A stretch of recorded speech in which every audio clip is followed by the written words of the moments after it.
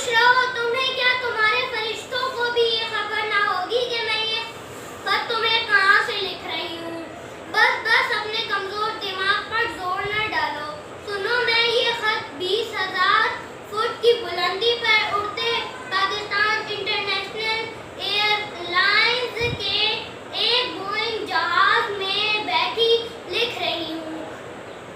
صبح میں اس وقت اپنے امی ابو کے ہمراہ لندن کے سفر پر ہوں۔ اس وقت ہمارا جہاز سمندر کے اوپر ہے، پرواز کر رہا ہے۔ ہمارے نیچے دور تک پہلا سمندر، سر پر نیلا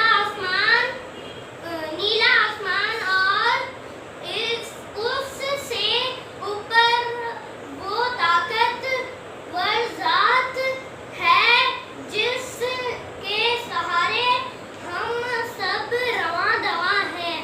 صبح اس وقت رات کے 8 بج رہے ہیں۔ جہاز کا اندرونی ماحول بڑا خوابناک ہے۔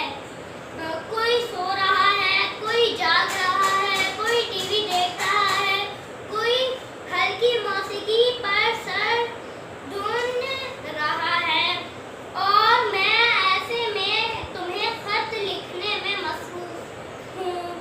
ابھی تھوڑی دیر بعد پہلے ایئر ہوسٹس آئی تھی اور ہر کسی کو اس کا من پسند مشروب دے کر ہنستی مسکراتی چلی گئی۔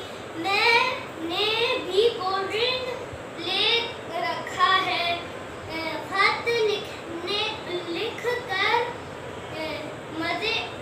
خط لکھ رہی ہوں اور مزے لے کر پی رہی ہوں۔ جیسے ہی